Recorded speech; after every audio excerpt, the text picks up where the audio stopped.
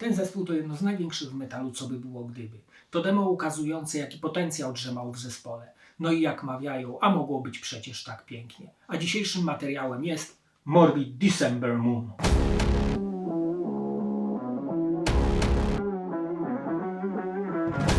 Morbid, wcześniej zwany Scapegoat, zostaje założony w Sztokholmie w 1986 roku przez Per Ochlina, znanego szerzej jako Dead. Demo December Moon zostaje zarejestrowane 5 i 6 grudnia 1987 roku w Thunderlord Studios w Sztokholmie.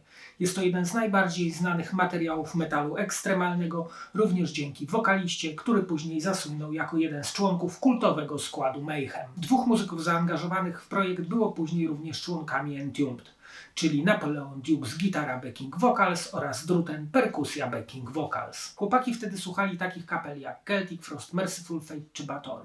Nazwę wymyślił Dead, który w tamtym czasie używał ksywy Necrobird i prawdopodobnie zainspirował się płytą Morbid Tales wspomnianego Celtic Frost. Po rejestracji nagrań chłopaki jednak nie rozesłali zbyt wielu kopii do dystrybutorów, więc sama muzyka z dema stała się bardziej znana dopiero po śmierci Deada. A uwierzcie, jest tutaj czego słuchać. Atmosfera na demie jest prawdziwie ciemna i złowieszcza, prezentująca muzykę z pogranicza thrash, death oraz black metalu. Jest tutaj duszno do tego stopnia, że w pewnym momencie zaczynamy się krztusić tym kurzem zalegającym nozdrza, który dostając się do płuc blokuje procesy życiowe. Muzyka ta przesiąknięta jest rozkładem oraz prawdziwą siłą alienacji.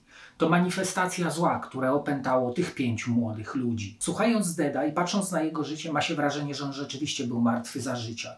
Jego wokale są żałobne oraz pełne gnicia od środka. On po prostu był black metalem. Zaś melodie na tym wydawnictwie są zabójczo skonstruowane. Nieustannie podkreślają diaboliczną aurę unoszącą się nad tymi 4 utworami. Ona otacza, owija nas swoim żałobnym całnem, wciągając nas w środek swojej czarnej nicości. Riffy osadzone są we thrashowej stylistyce z niezwykłą ilością ciemnej energii.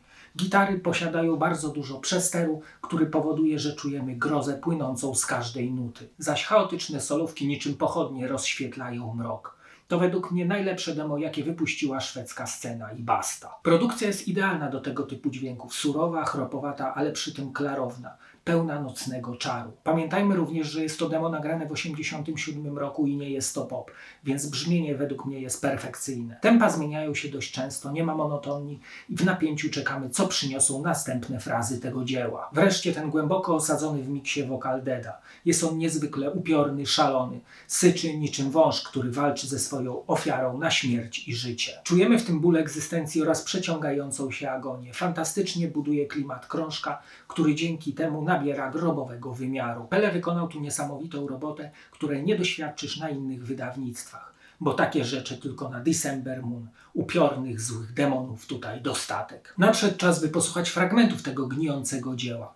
Album rozpoczyna intro My Dark Subconscious, w którym to Dead po szwedzku wypowiada parę słów odnoszących się do programu dla dzieci, w którym pojawiały się potwory. Następnie wchodzą ponure, gruwujące thrashowe riffy, zaś perkusja nadaje mroku. Występują również melodyjne solówki.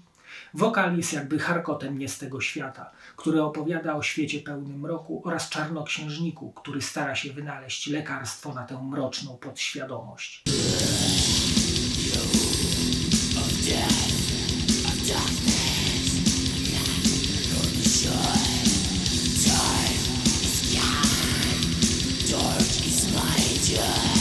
Wings of Funeral rozpoczyna się przeraźliwym krzykiem śmierci pochodzącym z filmu The Evil Dead.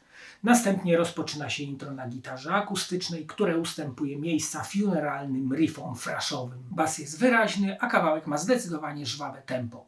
Dead swoim chropowatym szeptem trupa przywołuje obrazy śmierci, tortur oraz magii. Następnie riffy zmieniają się na deathowe, a całość zamyka fajne solo.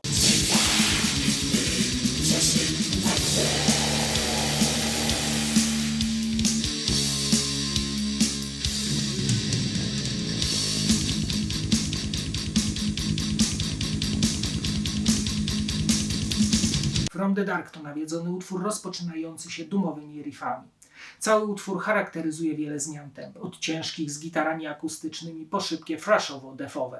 W środku następuje kakofoniczna fraza z zawodzeniem wokalisty, który rozkłada się w mroku grobu.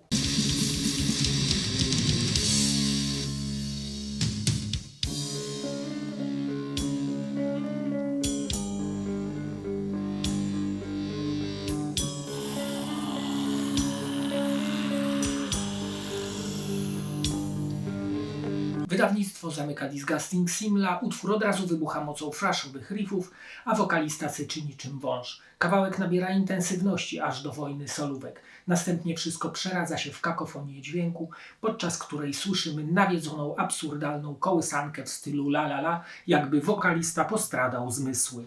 Życie to śmierć, śmierć umysłu.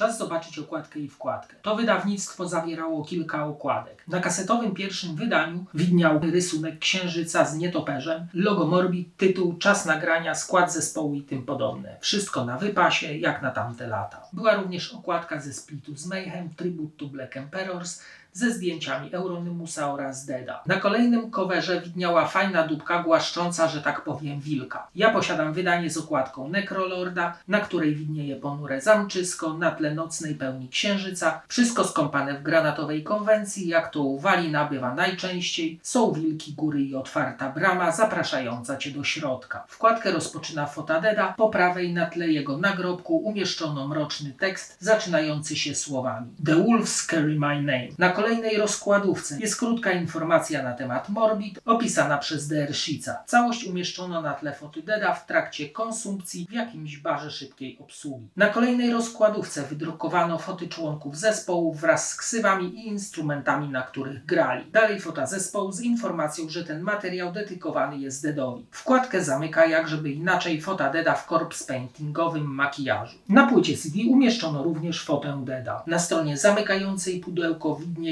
tekst In nomine Dei nostri Satanas Luciferi Excelsi. Niżej tytuły utworów oraz gdzie i kiedy nagrano demo. Pod spodem logotypy wydawców oraz adres korespondencyjny. December Moon to niewątpliwie jedno z najlepszych wydawnictw, jakie wypluła Szwecja.